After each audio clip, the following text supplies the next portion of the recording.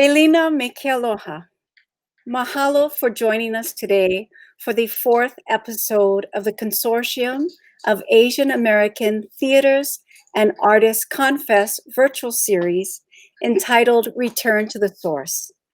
I'm Haile Opua Baker from Kapa'a, Kauai. I'm a board member of CAATA and one of the co-chairs of the 7th National Asian American Theater Conference and Festival, which will be held here in Hawaii at the University of Hawaii at Manoa. Before introducing today's episode, I wanted to congratulate President-elect Joe Biden and Vice President-elect Kamala Harris. As an Indigenous artist of color, having a woman of color in a leadership position in the White House is a beacon of hope and light for our future. This is a time for change, a time to recognize the injustices and inequities of the past, a time to reform, a time to restore a new equilibrium for all people. And this shift is also an opportunity to create an administration that reflects the diversity of America. It's time to brown up the White House. My aloha is with President-elect Biden and Vice President-elect Harris as they prepare for transitioning America into a space of hope, kindness, empathy, inclusion, and truth for a thriving tomorrow. Mahalo in advance for your endurance and commitment to repair the country. And we all understand that there is a lot of work to be done. We are hopeful that the new administration will support artists and restore the country's vitality. Return to the source. This series was designed to bridge conversations with theater artists of color, ground us in our artistry, and foster community collaboration via this virtual platform. These monthly gatherings encourage discussion around relevant topics and issues that we're facing during these uncertain times of the global pandemic. Like in September with the conversation around modeling solidarity and using theater as political action, as well as the episode in October that focused on artists on the front lines and their creativity and the changes that we are facing during COVID-19.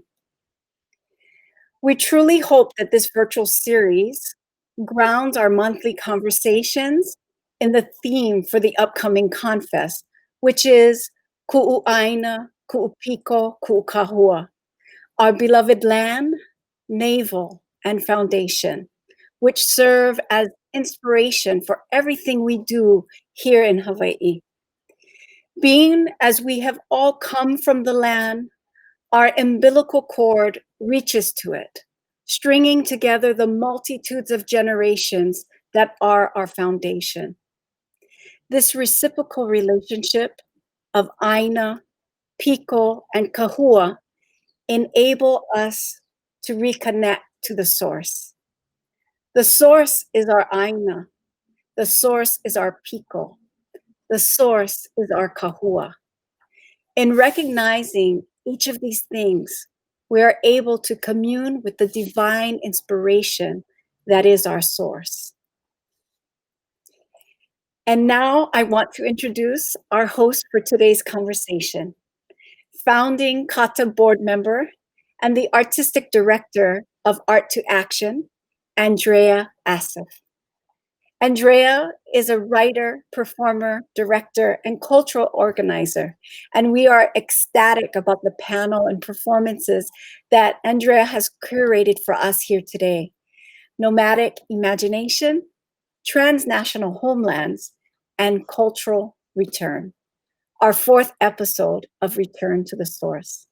Aloha, Andrea. Aloha so much, Haile, for that beautiful introduction and grounding. I'm so excited and honored to be the host for this. as a CAATA board member.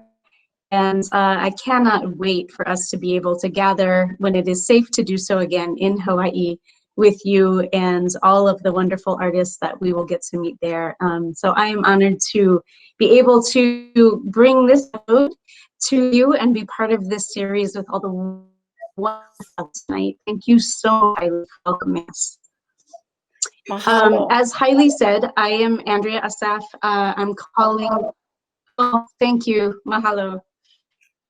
Calling in from Tampa, Florida, which is the Seminole.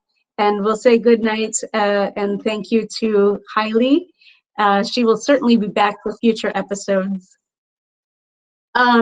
So tonight's episode is the 4th episode. And our themes are this idea of nomadic imagination, transnational homelands, and cultural return. I am a longtime board member of CAATA, and CAATA has played a key role in being a host and a convening space for artists who are of MENASA or Middle Eastern, North African, South Asian descent, and artists who are we identify under so many different terms and umbrellas in our very, very complex community, from Southwest Asia to Central Asia, to our relationship to South Asia. And CAATA has been a space that has welcomed the umbrella of all of our identities and has hosted in 2016 a pre-conference for Southwest and Central Asian American artists that was one of several gatherings that has led to the evolution of a new organization or a new national coalition called MENATMA, or the Middle East North African Theater Makers Alliance. And so CAATA and MENATMA have a long-standing relationship that we hope to build on with this episode and in the future. So this event tonight will include scenes from artists who were selected for the 2020 ConFest that was to be in Hawaii and of course had to be postponed due to the pandemic. But we will get to see selections of work by the festival artists, by 2 of the festival artists tonight, and along with a panel discussion by additional invited guests. So the videos we will see tonight include excerpts from ADA, Questions for My Father, a new musical with book music lyrics by New York Musical Festival award-winning theater artist Aya Aziz, directed by Arpita Mukherjee of Hypocrite Theater Company. So we will get to see an excerpt of that production, which I'm very excited about. And you'll get to meet both Aya and Arpita in our panel discussion. And we'll also see a video about a piece called The Red Chador that has many iterations by performance artist Anita U. Ali, who is a Muslim American artist, not from the MENA part of the world, but we wanted to have a very inclusive conversation, recognizing that in this time period we've all been living through, Islamophobia and its many manifestations affects all of us, regardless of our religious identity or affiliation. And in that way has impacted artists and communities from our communities here in the United States to North Africa and Southwest Asia and Central Asia, as we call the Middle East, to South Asia, and all the way to Southeast Asia, and all across the Asian continent, as well as here in the Americas. And so for this conversation, we will look at both works of art and see how they contribute to our thinking about this idea of nomadic imagination and transnational homelands and cultural return. And we'll be joined, after we see some artwork, by a wonderful, exciting panel, which I will tell you about in just a moment, that includes Arpita Mukherjee, who directed ADA, Heather Raffo, Iraqi-American playwright and actress, and Khaloud Sawaf, who is a theater director from Syria, now living in Arkansas in the United States. And in addition to these fantastic panelists whom you'll meet later, we will also have a special video message that I think of as both a rumination on tonight's themes as well as a provocation from Jamil Khoury, who is the artistic director of Silk Road Rising and also a CAATA board member. So W.E.B. Du Bois often said, begin with art, because art tries to take us outside of ourselves. It is a matter of trying to create an atmosphere and a context so conversation can flow back and forth and we can be influenced with each other. So we are going to start with art. And I'd like you to please welcome Aya Aziz, who will introduce an excerpt of her play, AKDT, Questions for My Father. Hello, Aya. Welcome. You might be muted, Aya. I'm muted. There you are. There I am. Hello. Hello. It's such an honor to be here. Thank you so much for this wonderful opportunity and for such a timely conversation.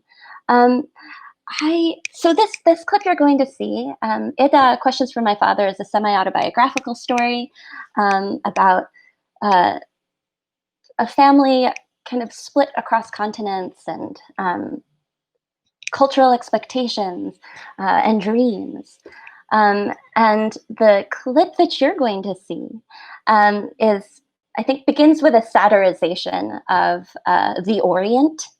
And we thought it would be enjoyable to open the show with kind of I don't know if folks have seen many adaptations of I've seen so many adaptations of 1001 Nights that have inspired this song in me, and just like in general. And honestly, my own understanding of the East, the Far East, growing up as a kid and kind of longing for this world and getting it through the novels that I read as a young person. And so you'll see a satirization of that. And then I think the clip will move into the story. So yeah, I look forward to the discussion after this. Thank you for sharing your work. Let's see it. 1916, they agreed. France takes a mountain in Britain's sea, and I sat and waited patiently to see what lines they draw on me. My history is up for sale to ogle in minute detail. I can tell 1,001 tales of mysteries behind my veil.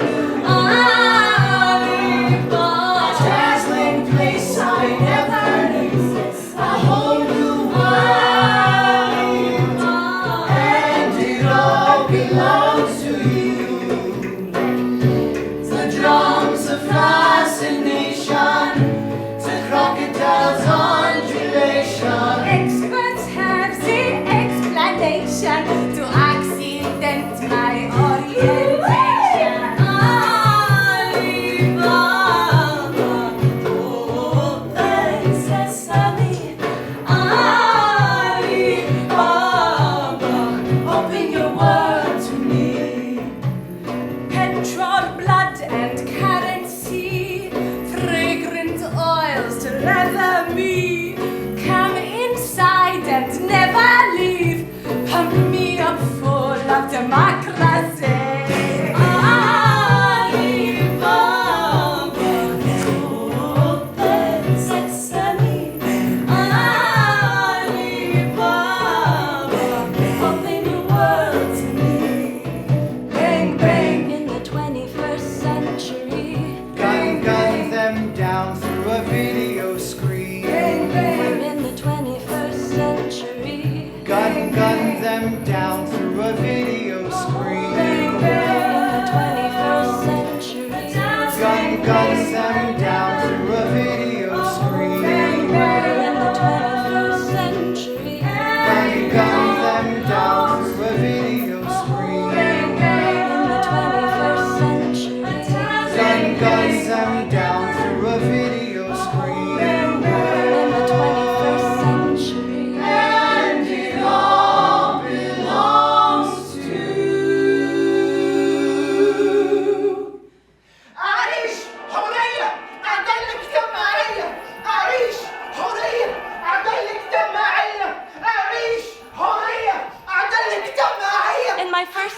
university, the Arab world erupted in mass protest. First in Tunis, then Egypt, Oman, Yemen, Syria, Morocco, until 13 nations were suddenly alive with revolution. On January 28th, army tanks rolled into the streets of Cairo. I saw it secondhand, standing at the window of a restaurant, watching the television inside. It felt so far away. I felt far away. But I knew how monumental the moment was because I could see how much it meant to my dad. He was with me in New York. He usually visits that time of year for my birthday. We spent that winter together in protest. Khalid Saeed was killed by police. Shaimet al-Sabah was shot in the back. Crushed to death on marble steps. She was carrying a wreath of roses. In Sidi Gaber. In Cairo. He was a musician. She was a poet. He was hopeful. She was a mother. But his passion posed a threat. The people saw it happen. On the steps of a cafe. Bullets among roses. Face broken. They placed her in a plastic chair and there she bled to death. How strong are the factions working to undermine the opposition? Are they fundamentalists? What is the future of democracy in Egypt? Any thoughts on Libya? Yeah. What do the people want? I've always wanted to be Egyptian enough to explain Egypt. As the daughter of my Egyptian father, I felt it was my responsibility, but I didn't grow up with my dad. He moved abroad for work when I was a kid, and though I wanted to be close to him and his side of the world, I've never known Egypt as an Egyptian. Dad, what does the future look like for Egypt? What is ISIS really? Wasn't Gittu part of the Brotherhood? Is this why you never want to go back? My father was the first of his family to emigrate. He left Egypt for New York, where he met my mom, a white American woman. They met at a bodega. Dad was bagging groceries, and my mother was finishing up her doctorate degree. Her parents were confused and concerned. They'd read Not Without My Daughter, but my parents married anyway. Then Dad went back to school, got a master's degree, and eventually a job with the United Nations. And he became his family's success story. My father's siblings were educated as well, but higher education didn't change their lives in the way it did for my dad. He had gone to school in the West. They had gone to school in Egypt. And when they graduated, they couldn't find work. There was no work. Two of my dad's siblings, my Aunt Hadia and my Uncle Abbas, came to the United States about 15 years after my dad. The rest went to neighboring Arab countries, wherever they could. Only my Aunt Nisa stayed. She studied accounting and worked in taxation. As a kid, I spent my summers in Egypt with my Aunt Nisa, her husband, and her two daughters, Dina and Mona. Aunt Nisa was my favorite aunt. She was my father's older sister, the savant of the family. She was strong and hardworking, and she'd raised her daughters to be the same. I loved her, and I loved my cousins. They lived on the 4th floor of a modest apartment in Alexandria, in a middle-class neighborhood where being middle class meant stability without having much. I think of her street like most streets in Iskandria, dusty. Dust covers everything in that city. The ground is a thick layer of beige. Everything from the cars to the shop windows wears that emblem of the desert. Her street was no different. And when I think about it, there was really nothing externally charming about that street. It was just yellow cemented buildings, balconies, and hanging clothes. And sometimes when I visited, I'd pass dead pups from the stray dogs outside, their bodies bloating in the heat. And I think of how bizarre it was that my Aunt Nisa's home was my sanctuary. But it was sanctuary. Thank you, Aya, for that work. It makes us want to see the rest of the show. I can't wait till we have the opportunity to. Oh, I think you might be muted again. Hey, there. Absolutely. Yeah, there you go. Hey. Hi. Yeah, it would be such a joy to be in community with that cast and Arpita as, director, really creative developer of the show with me. And it would be an honor. We are so excited.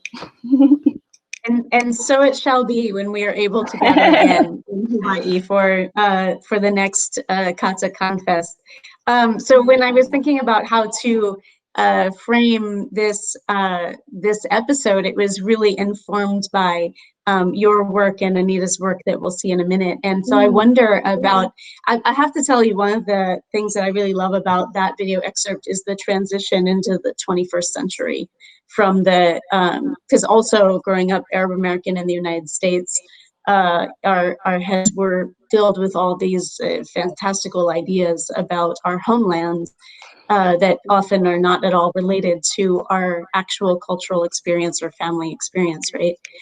And so I just wonder, you know, how this theme of cultural return through our artistic work resonates with you, and how you think about that when you're creating work. It's such a good question, and thank you for posing it. I definitely wanted to explore the feeling of longing, something that is very present for me as an only child who kind of grew up with trying to grasp onto whatever fantasy place, you know, that could take her to, that could take me to my dad's world. You know, my dad was this kind of hero in the distance that I was so hungry to know. I was so proud to be Egyptian. And then I completely fell in love with a world that was so different from what I had grown up understanding. And I meant to say before in the preface that opening number was heavily influenced by Aladdin, which was my, although I never really loved Aladdin as a kid, and it was probably because I was confused because I didn't see my father or his essence or values in it, but that was home. And so it is very confusing. Very confusing, right? But yeah, I wanted to explore this feeling of longing for a world, a place, a memory as it's disappearing, as it's changing. Certainly in my life, kind of losing so much of the Middle East, the Arab world, really before I could get the chance to explore it. Because I grew up in just an era of continuous war, and kind of learning of these places from my father's childhood or my father's life that meant so much to him that were then being lost, whether in Damascus or, I mean, when I think of longing for a world you can't return to, I think of Palestinians in Palestine. I think of Yemenis. I think of Syrians, Iraqis. And I've seen how this longing, one, shaped me in my childhood, but also as it shaped the people in my family I care about, whether that's a longing for an Egypt they can't return to because they're in debt. They come and in pursuit of American dream because the economy is so awful in Egypt, and then kind of get sucked into the supply chains of that prey on migrant people and migrant workers, or longing for the U.S. after being forced out of the United States, and having that longing for a home that you can't return to because which is a story that I explore in Eda. Having family members who grew up in the U.S. who understood themselves as Egyptian and American, and suddenly had to experience a whole new nation and find themselves in Egypt as teenagers because they couldn't return home. And so that answers your question. That was a huge roundabout way of life. No, thank you for that. It's definitely a theme that I think plays through the artistic work of many, as you said, many immigrant and migrant communities, and second and third generation artists in the United States, and certainly in our communities. So I know that you can't stay with us for the full episode tonight, but I'm so glad we got to meet you and see some of your work. Is there any final words that you'd like to leave us with before you have to go? And we can't wait to spend more time with you at the ConFest when it happens. Oh, I just wish I could stay. I'm so excited to hear the voices of the other incredible artists of this panel and just engage the work. So I'll stay until 8 in the background, and then and we'll also get to talk much more about your piece because we'll be talking with your director, AKDT, in the panel portion of the conversation. Yeah, that is also what I want to say. It is strange talking about the show in this box alone because there would be no show without ARPITA. We really developed the show together, and so I'm very excited that she's here and is going to participate in this panel. Thank you so much, Aya. Thank you so much for being with us. Yeah. So now we're going to take a look at a second work called The Red Chador, which has had many iterations. It's by performance artist Andrea Ali, who couldn't be with us tonight, but I do want to read to you some contextualization in her own words about this project. And it is a site-specific piece, and then we're going to see a video in which we'll hear her talk about her work as well. The Red Chador, the iteration that was proposed for the ConFest in Hawaii is Genesis 1. It is envisioned as a participatory durational performance that examines the intersections of Native and refugee states of being in Hawaii while performers are fully covered in a quote-unquote Muslim headdress. In this ongoing series that continues the artist's thematic interest in using religious aesthetics to provoke ideas of otherness, performance artist Anita Ali is accompanied by 6 other participants, each dressed in a unique sequin chador garment to engage the meaning of Muslim refugee status with respect to protocol in the Kingdom of Hawaii.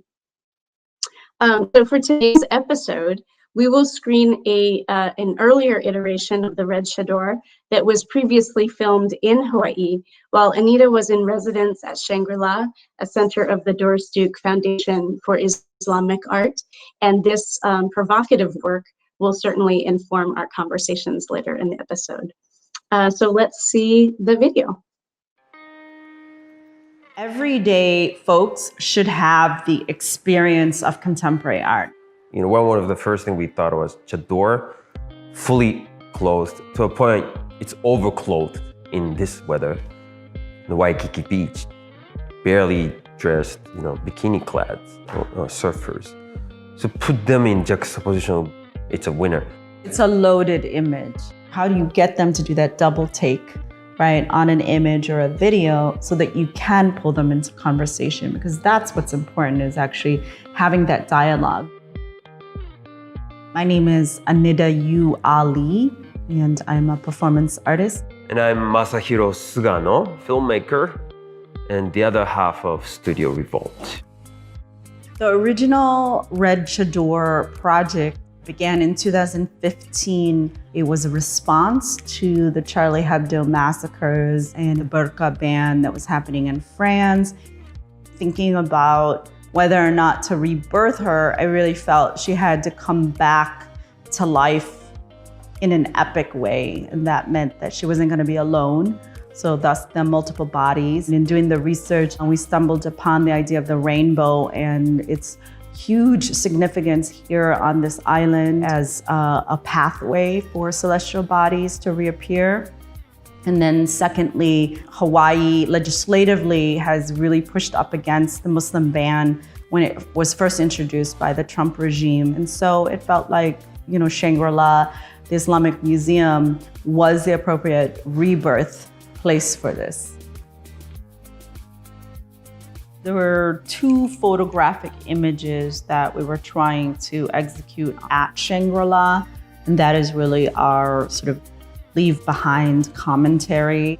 One is, what does it mean to collect objects? But in this case, the flip of it is you're collecting the entire chadors with the human beings inside them. Always challenge the idea of art in that like elite space. You know, how do we break the barrier? How do we make it less class divided? Then the final shot of the day in a back alley with a DJ and break dancers. It's really a celebration of the Chadors being part of a global hip hop culture. I know that hip hop and the urban arts is a really big deal here within Hawaiian youth subculture. And so it was a moment to have that alignment in this end to the entire residency and production.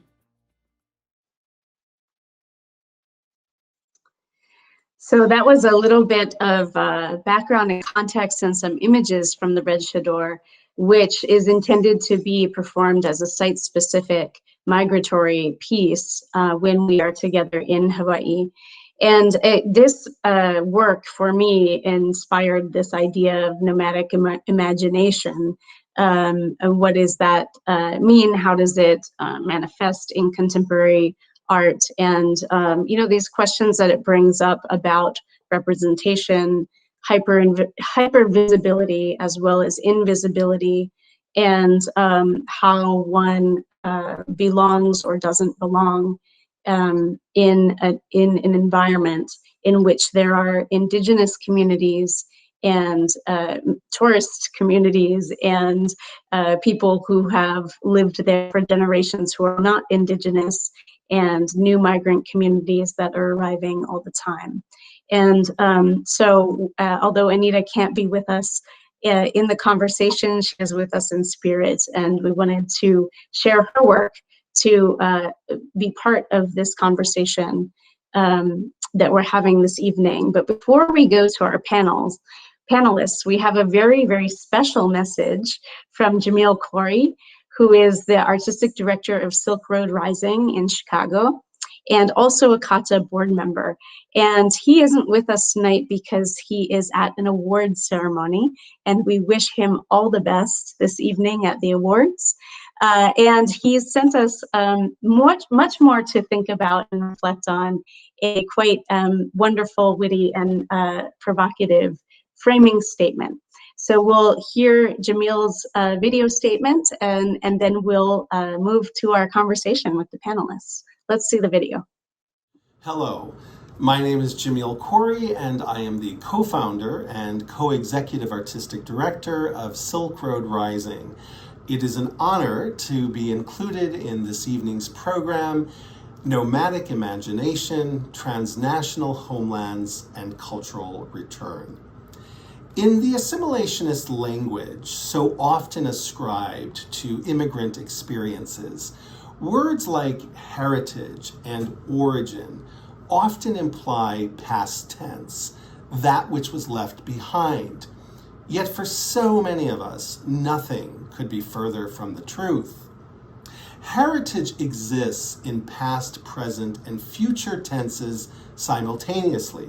Our art making is inherently transnational, which is why we as artists find ourselves disrupting these increasingly false binaries of diaspora and homeland. Exile and rootedness are not mutually exclusive. Here and there fail to convey our psychic, spiritual, and sometimes physical experiences of community and belonging. I am the American-born son of a Syrian immigrant father. I have struggled with the occasional paradox of sometimes feeling more attached to people and events in Syria than to people and events a mile from my home in Chicago.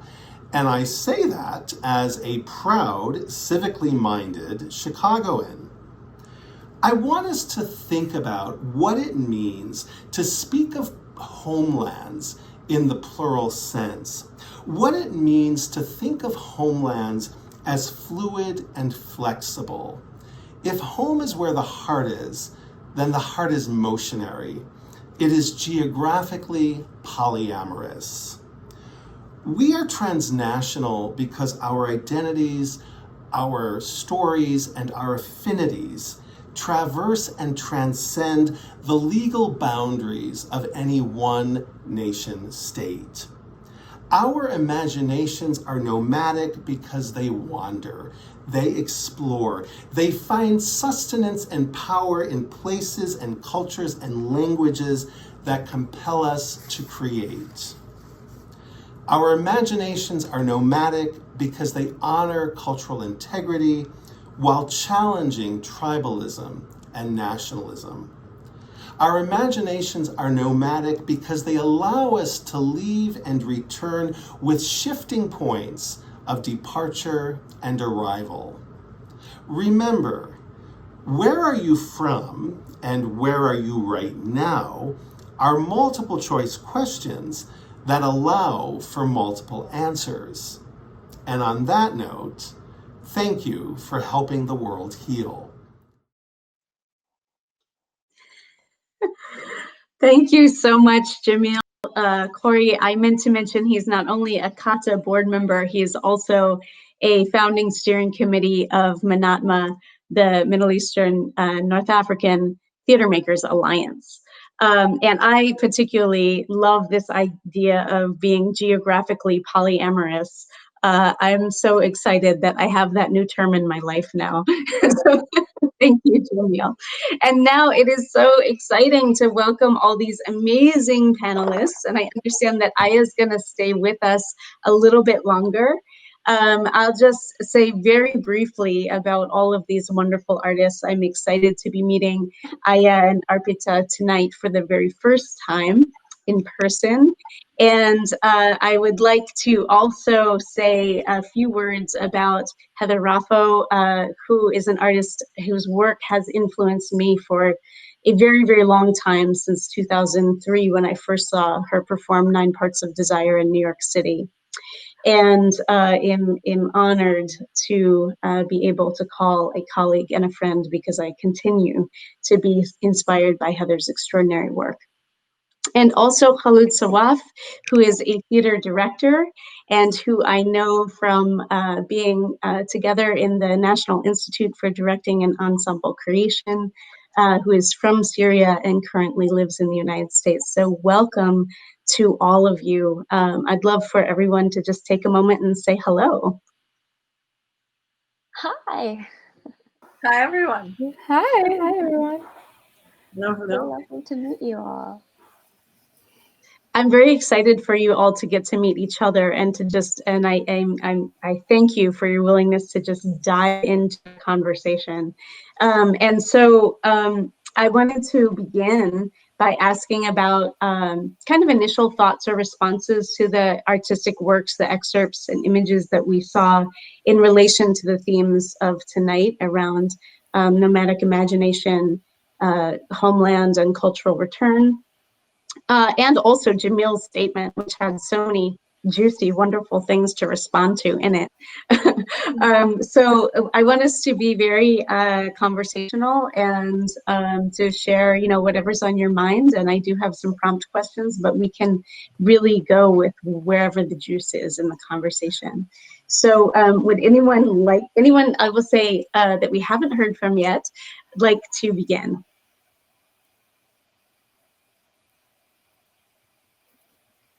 Oh, see, now we're all being shy. I think I would like to begin with Heather or Khalid, because Arpita is one of the art makers and knows that work very well. And I think you two might be encountering both Ada and the Red Shore for the first time tonight. So would either of you like to begin about how these themes either play a role in your work, or what's resonating with you from the work that we saw this evening? Yeah, well, I'll start, throw something out there that I thought it's so interesting that both works took something that an audience would know very well, as in a Chador or Aladdin, and then completely repurposed it or redefined it or began to use it in their own way. And I think that is something that I've seen across theme in lots of work. And I find it really interesting. And I think it's interesting for many reasons, both because the artists themselves are trying to break with stereotype or repurpose stereotype, but also because sometimes even when you don't use anything of the sort, the audience brings it in with them That's right. No matter what you do. So then you're sitting there as the artist having not even alluded to or referenced, and then they start to put it on your work no matter what. So I just think it's a really, I think you could see in just two examples, only two ways people are trying to deal kind of with the audience they have, or the audience they know what the questions are going to be. Mm-hmm. Yes, thank you for that, Heather. That's it. That definitely is an experience. I saw a lot of snapping and head shaking that I think we've all had. Khoury, did you have some thoughts you'd like to share? Yes, first of all, I wanted to say how inspiring it is to be in this space with everyone here. Thank you so much for this invite. And I absolutely agree with what Heather beautifully put, and the element of, I also agree with what you, Andrea, mentioned about the moment of, in the Ada, questions from my father, the moment of taking off, starting with a specific image and then taking that off on stage, and metaphorically and physically, was such a powerful moment, and such a powerful of like, okay, come here with me to the stereotype. I'm coming with you. Let's go. And then I'm going to tear that stereotype away for you. And that's really beautifully done, and is something that I'm sure each person who's done work has navigated that question and thought about it and is alive with that.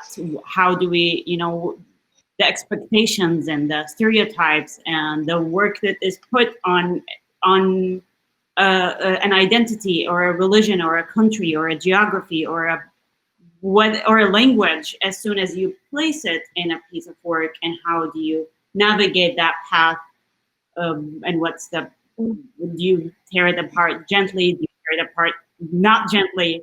I'm excited to be in presence with all of those options. Thank you. Thank you so much for that. Arpita, we haven't gotten to hear from you yet, and you're the director of ADA, Questions for My Father, and we were all just talking about that scene and that transition. What's on your mind about seeing the other pieces and your own artistic process and the kind of provocations that Jamil raised in his statement?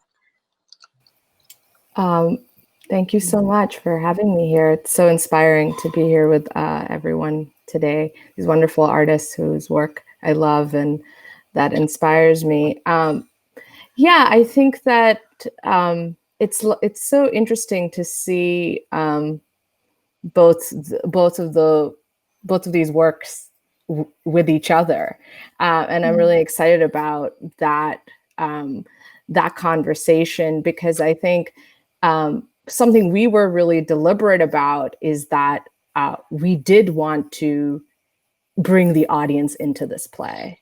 We did want, and we wanted to confront even Aya's discomfort of telling the story to this audience, which is sort of how I think we are working and thinking all the time. And we put that a vulnerability of who am I to tell the story, sort of like upfront, and I think because of and there's something sort of like a confrontation and then disarming,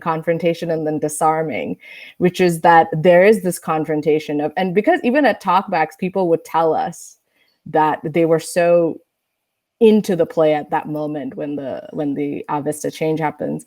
And what I noticed in Anita's work as well is that there's this, I'm so intrigued by this, I'm disarmed by it, and it is also confronting me, that I feel like that tension of is so interesting, because it wasn't that after that moment of the change, it's then Aya coming on and being like, I don't know how to tell the story. So you're sort of in terms of what Khoury's talking about, in terms of that gently, you're sort of manipulating is probably the wrong word, but crafting this relationship with the audience so that you can make these gestures. And that was very sort of, I would sit in the audience and watch the story unfold sometimes. So to kind of make them part of the question was important to us. And I felt that in Anita's work so much, that tension as well. Yeah. Thank you for making that connection. That's really wonderful. One of the things that I'm often, that I'm curious about, and then I'll turn to Aya before she has to go, is that, do we the kind of development of a it takes different forms, whether we say MENA or Manasa or Middle Eastern American, and whether that includes South Asia or doesn't. There's and whether it includes North Africa or doesn't in the framework of Asian America, right? We live in these very fluid and overlapping and sometimes crashing into each other identity spaces, right? That we're constantly navigating. And yet I wonder in the last 20 years if there has been something evolving that we could call a shared aesthetic, or themes that are connected or that continually come up in our work. And perhaps it is around this relationship to homelands and cultural return and memory and loss and looking and imagining new futures. I'm not really sure, but I don't know. What do you think about those connections and seeing arising in your own work and in the work that you see of other artists in our communities, in our rather overlapping communities? I'll toss it over to you unless somebody else wants to jump in. In many ways, I see a lot of class similarities or experience. I think, and Arpita and I would talk about this kind of, and I don't want to speak for you, Arpita, but this idea of belonging to a generation of our parents who perhaps didn't have the opportunity or freedom to dream and be whoever they wanted to be, in the same way that our generation, or at least my generation, has had the ability to. And I think that, so kind of I see shared experiences in diaspora, and a kind of reckoning across artists of our generation of a home that they feel distanced from because of, and a home they feel distanced from, not only geographically and culturally, but also in containing the dissonance between kind of a life of privilege and material things, and also a life of possibility, and a home that is so disenfranchised and so I think they're so disenfranchised and so in ways that I don't want to feel I'm not being my most eloquent in this, but something that really struck me, let's say, is when a friend of mine went to visit her family in Pakistan and was kind of blown away by the air pollution, no pun intended, but was struck by lack of access to healthcare, lack of mobility, struck by what it meant for her family to be middle class in Pakistan versus, her life in the United States. And this is not somebody of upper class background. This is also someone of a working class background of first generation origin. But the dissonance between kind of the life in the United States and diaspora and life back in home countries and the countries of our parents, and kind of containing that knowledge of the world, and kind of speaking to a global system of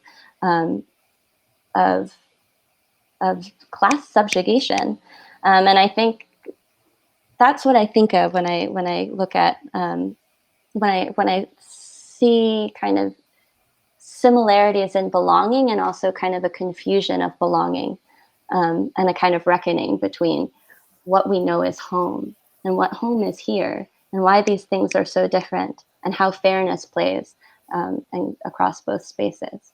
So yeah, this is a really interesting, class definitely complicates and the conversation about experiences in our communities, right?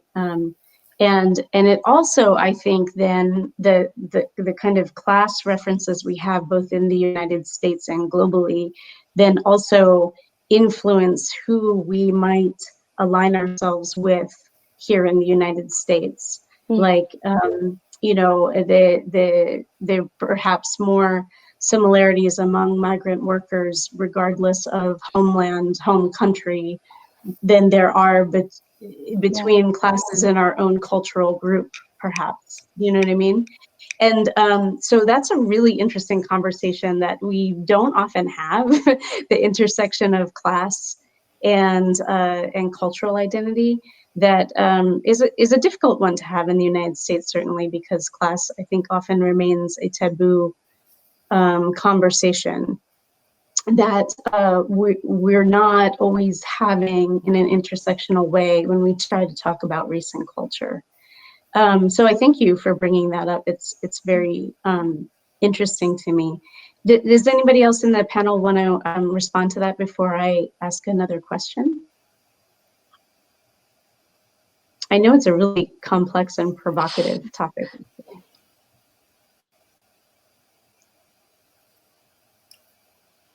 I mean, I'll respond to the question because I'm not sure. I think I understood it differently. You're asking kind of in the Manasa theater, what are the themes or the movements that we've been seeing? Is that correct? Yeah. So I'll just say that my perspective is really stepping back and taking that in context of 2 decades or 2 decades and a half of work. And I think that as we saw tonight as well, this theme of translation has always been very present. As in, do we need to, are the artists themselves trying to translate something for this audience, right? Or translate something for on behalf of our homeland? And I think for a long time, the real struggle within the community, no matter what we were writing or whatever our personal stakes in wanting to be a translator or not, we were really searching for the ability to be proved valid. We didn't need validation for our work per se. It was just the right to be produced. And so that validity itself just took so long. It just took decades, right? And so even though now one can say there is more of that, there was still a gatekeeper, right? And the gatekeeper could exist even outside the American theater. Like it could still exist in a theater of color, right? That you had to, what I'm trying to say is that the producerial element of the art that demanded that the audience be translated for was just a whole process that I've watched grow over decades, but not necessarily change over decades. So if you ask about me as just an artist and what I might want to do or say, you know, you can grow and you can say, I don't want to say any of that stuff. I just want to say what I want to say, right? But there's all these kind of walls in front of you. So to say there are commonalities, yes. What I think is probably the most interesting of all is the moment we're in right now. Because for me, the moment we're in right now negates the very idea that the audience is American or possibly even white or possibly in need of translation at all, ever. Because the audience in my house right now, let's say, could be my mom who doesn't go to the theater ever walking past me, right? or could be anyone anywhere in the world. So like we're suddenly in a very different moment of who we do it for and what the conversation is around it. And I think that is so exciting. And even though the American theater is changing epically right now, I think we're also going to take this back into it, and that will forever change how Manasa theater artists even need to approach their producers, let alone approach the art they want to make. Thank you for that. I know we're going to have to let Aya go while we continue the conversation. I just wanted to take a moment to say thank you. Aya, any final words before you have to leave us? Heather, that was so well said. Thank God you responded to that question. No, but yeah. I'm too old to not respond to that question after all the decades in the business. Oh, it's been such a joy being in community with all of you and your brilliant minds. And thank you for having me here. Thank you for joining us. More of your work. Yes, we look forward to staying connected. See you. Bye. So that is actually kind of where my next question was going about the moment that we're in now. Heather and I have actually had these conversations about how for us, the two of us, in some ways, the post 9/11 era from 2001 to now, and the aftermath of 9/11, the ongoing wars have impacted and in some ways formed our work as artists in such deep and ongoing ways. And then suddenly, while that hasn't ended, there are these new waves of political realities to respond to. Like I know that Khoury's life and work has been personally and deeply impacted by the travel ban of the Trump administration, the Muslim ban. And suddenly we're in COVID, in this new era where we're trying to reimagine theater itself and our lives and what safety and human connection means. And we're still kind of processing like wave after wave of these historical moments that are that deeply affect our lives and work and who we are as artists. And so that's kind of my question. Do you feel a shift happening? Like Heather just talked about the shift she feels happening. Do we feel like we're entering a new era? And if we are, what is it that you feel like we're entering politically or aesthetically? Arpita or Khoury want to respond to that, or anything that was said previously? I don't know that I'm qualified to say if we're entering an era or not. You know, I'm very much present in the moment and trying to, it's a good to start, you know, it's good to have like a jumping off point where there is not a law that bans you from existing. So that's a good jumping off point, let's say. But I don't know yet how does that affect the work, because I think it will take time for us to discover what that means. I certainly agree with Heather that it's a very exciting moment to remove limitations in terms of access to working with each other. And suddenly the world is your oyster to collaborate with whoever can collaborate with whoever, as long as you have access to internet and technology, which I of course acknowledge that not everybody does have that privilege. But that's such an exciting moment to imagine, what does that mean aesthetically? What does that mean linguistically? What does that mean in terms of who we are doing this work for? Suddenly, if I'm doing a piece such as 10,000 Balconies, I want to make sure my family in Damascus can actually know what I'm saying. So I can't do it mostly in English. I have to make sure it has more Arabic in it. And then we'll figure out how do we, you know, where do I dance between the cultural translation, how beautifully said also by Heather.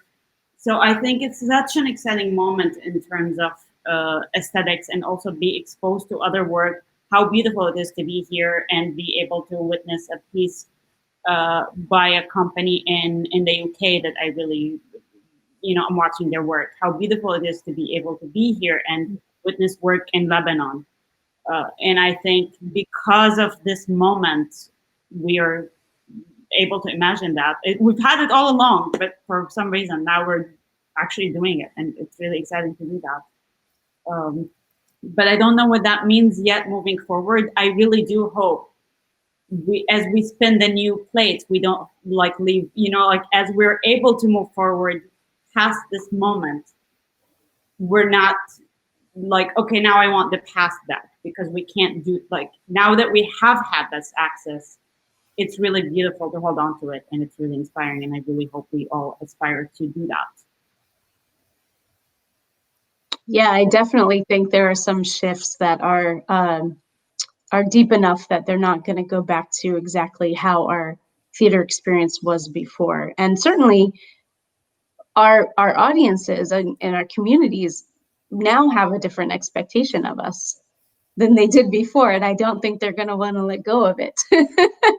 And so we have to figure out how we re-enter the live and also keep and expand the access of this virtual world that we're living in for the time being. Arpita, how do you envision this impacting your work, or how you're thinking about theater now?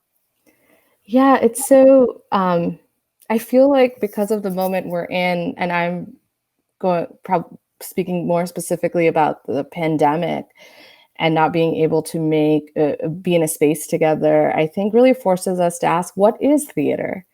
What does it mean to make theater?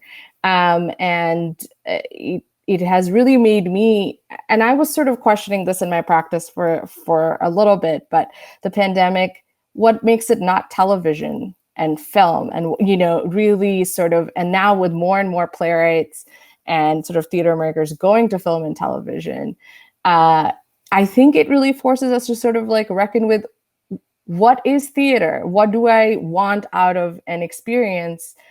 I know that I've always said that there are financial barriers, but there are also incredible cultural barriers to the way we go to the theater, which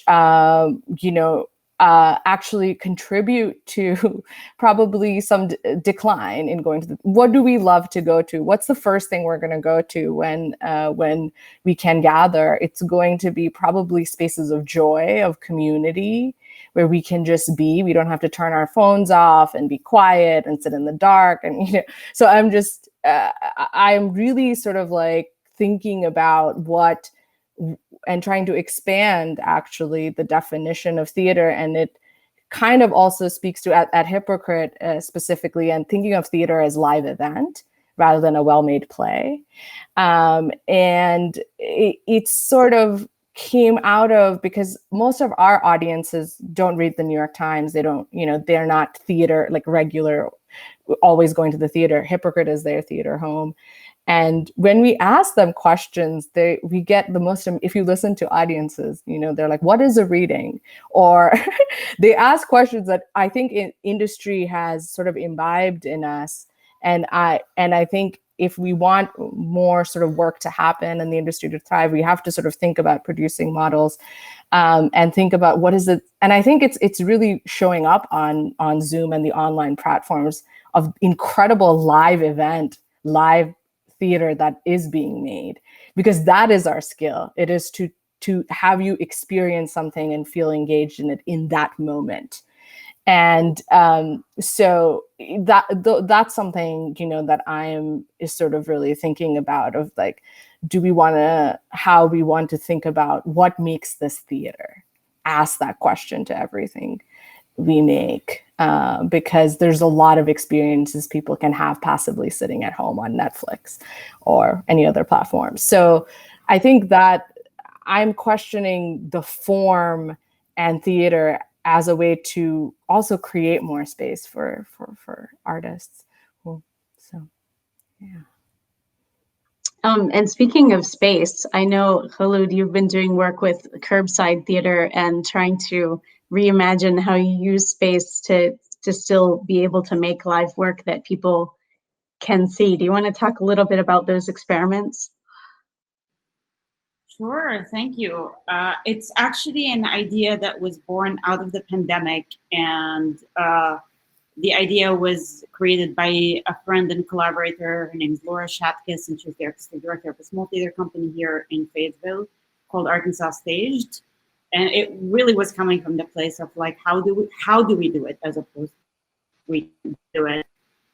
And we started gathering, a small group of artists started gathering over Zoom, and we were devising a new piece using moment work technique. And then once we started wanting to rehearse it in a physically shared space, that's when we were really going about how do we do it safely, and we're creating audience agreement to make sure this is safe for them, artist agreement, COVID artist agreement, and making sure like what's the way of reporting to each other if you're exposed, what's the way to, how do we handle props, how do we handle, and we had part of the creation, we had a character who's like a clown who's obsessed with cleanliness, so that helped us a lot because it was like he was cleaning everything. So that was really just handy. Yes, and it was really exciting to be able to take that piece into different backyards, front yards, in front of nursing home facilities, and so forth, so on and so forth. And the weather was hot, but it was doable it was just on time to do it, and it was like a 35-minute show that was community funded and was offered for the community for free. Thank you so much for sharing that. I want to go back to something that Heather said earlier about, well, and also that we've all been talking about how now it's almost like we don't just have to have these transnational homelands that are far away and that we cannot reach, but that they actually can zoom in and actually like be with us and be in the experience of the work that we're making. So I directed a reading with some former cast members of production of 9 Parts of Desire, and Heather joined us, and the cast members who were university students at the University of South Florida the first time that they did the production now are young adults and emerging artists all over the world. One was actually in Japan during the reading, and one of the actresses is from Nigeria, and her family, who had never gone to see, what we call theater in a theater in Nigeria ever before, were able to tune in, even though it was, I think, 3 or 4 o'clock in the morning for them.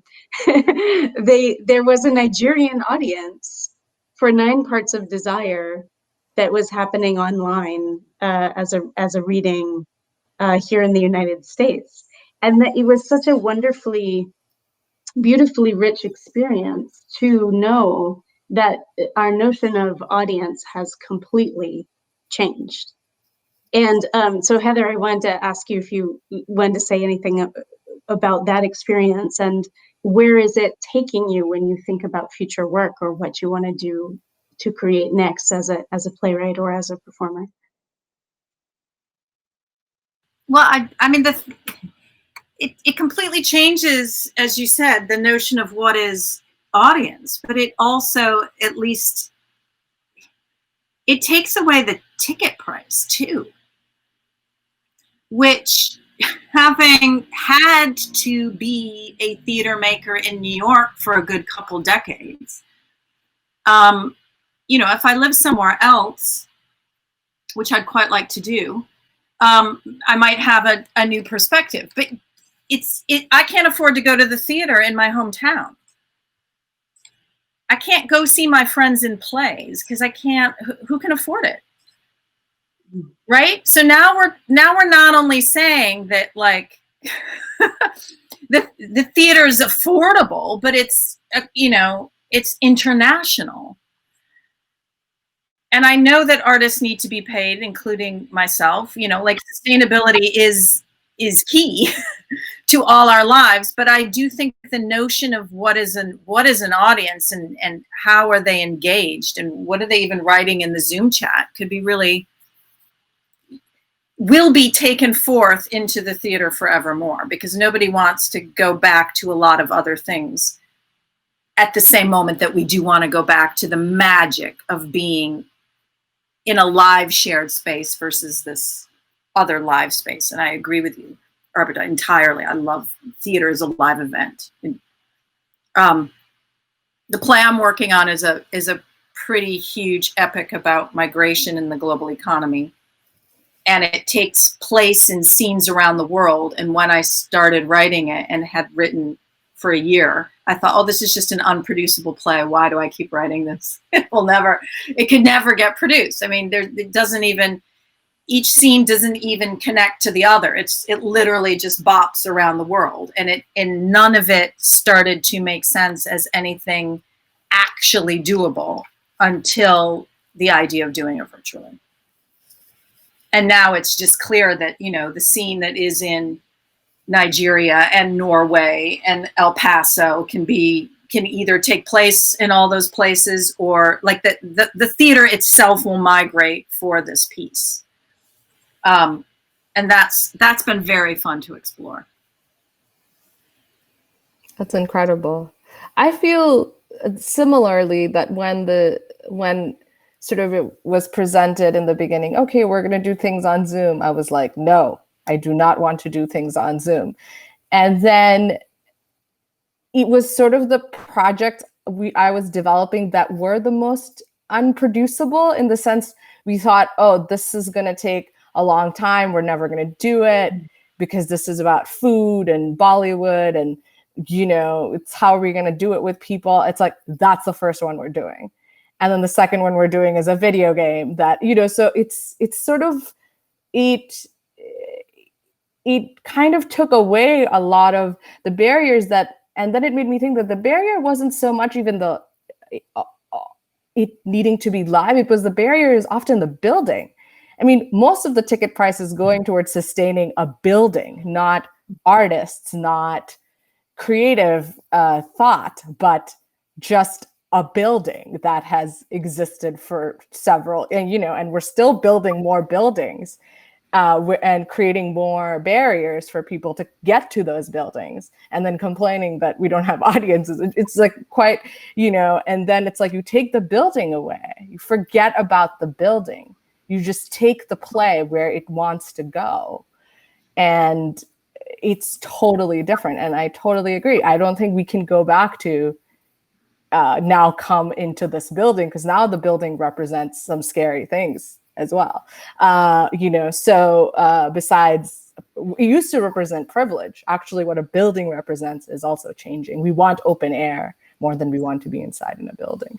So it's all going to, I just hope that it stays, because I don't know, sometimes I feel like I'm so hopeful about this change, but all I know is that I want to incorporate it into my artistic practice and the way we make work at Hypocrite. I just hope that that translates, because once you're forced to innovate, you shouldn't go back. Nobody orders food anymore after Seamless the way they did. Like, let's just go with it. It's shifted, it's changed, So that's something I've been thinking about a lot, the unproducible play.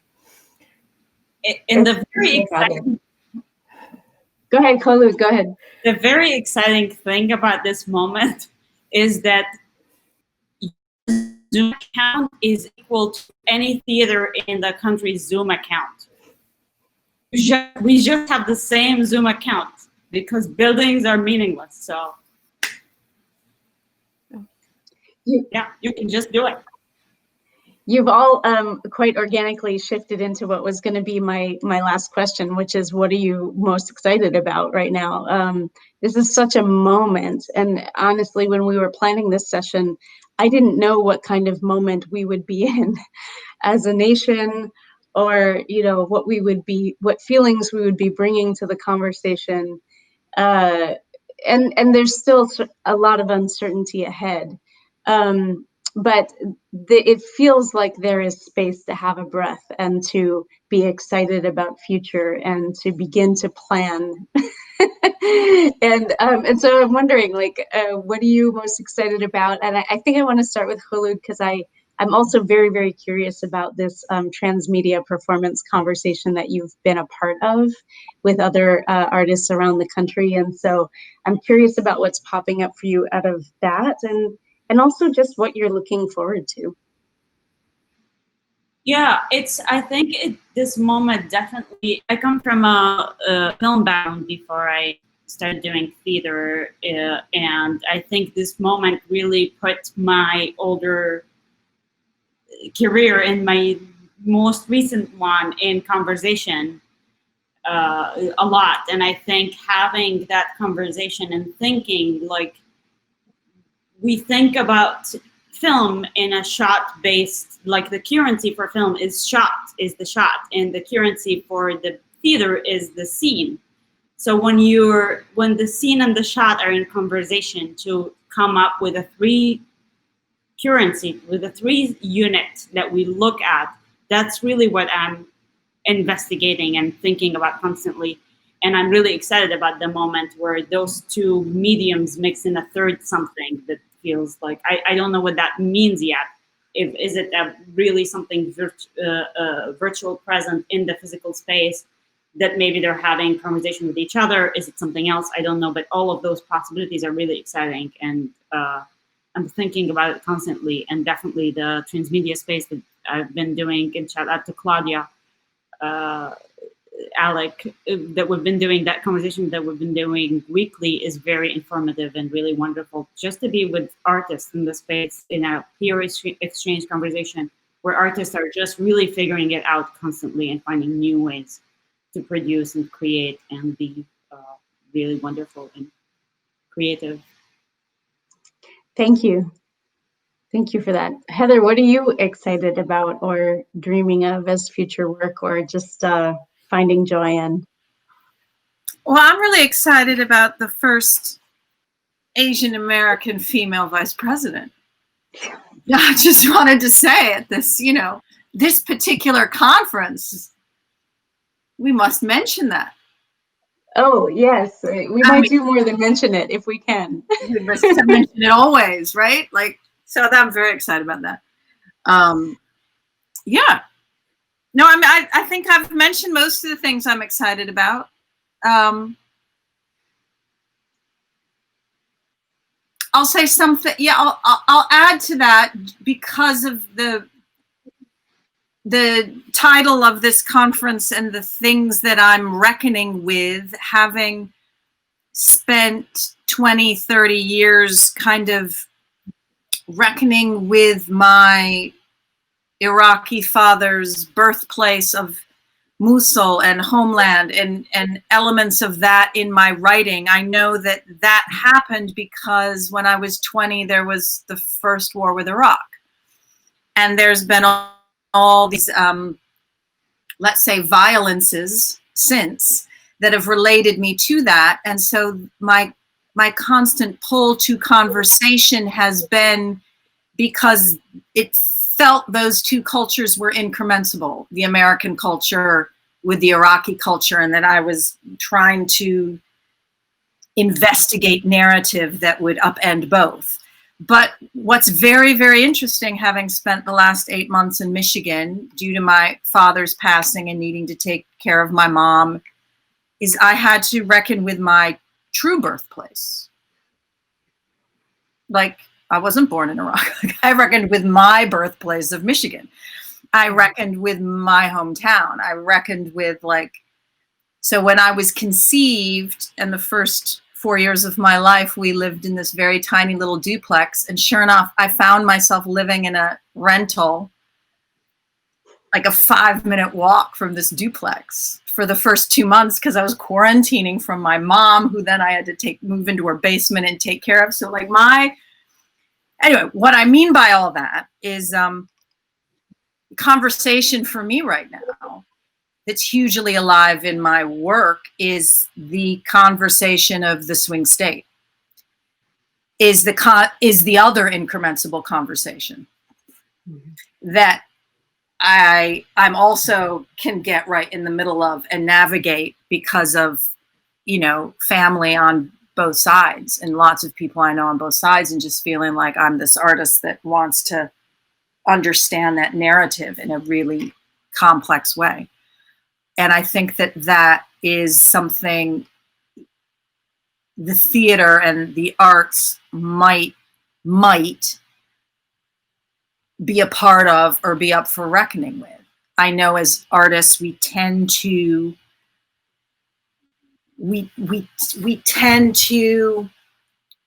have very strong opinions on our side and want to put them out and put them forth. And I do, and we all do, and we want that. But I'm also very interested in where the actual conversation is and where it's difficult and how to write in that and with that.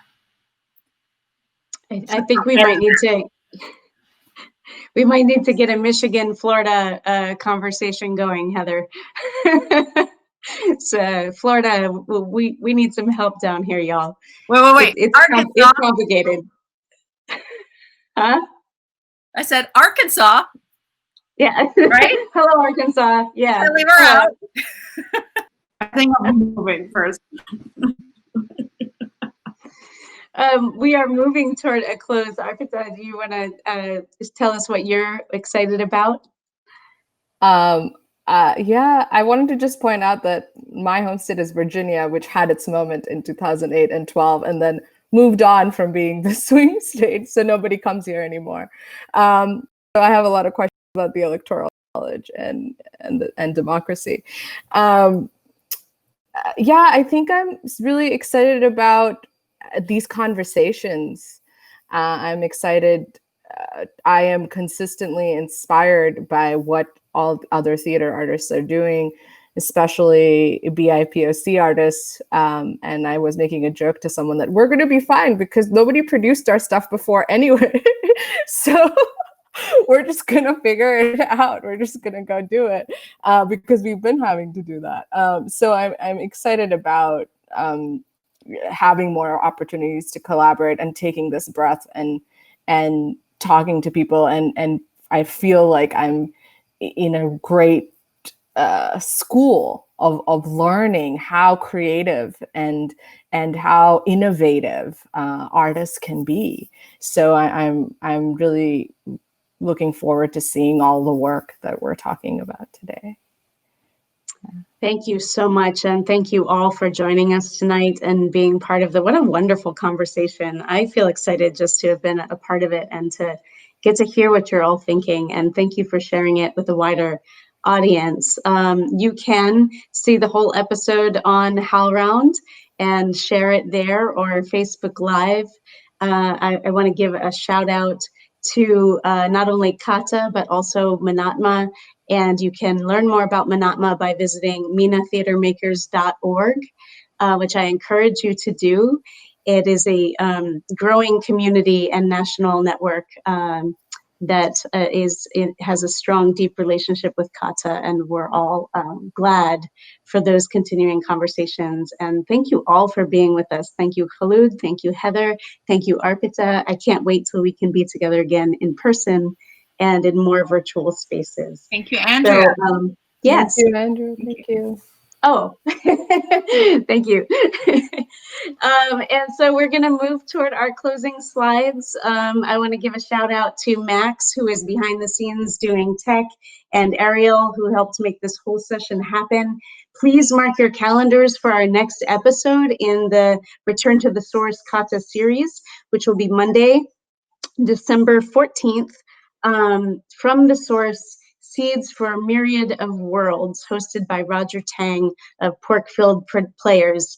And we hope you will very much join us for that and the ongoing series into 2021.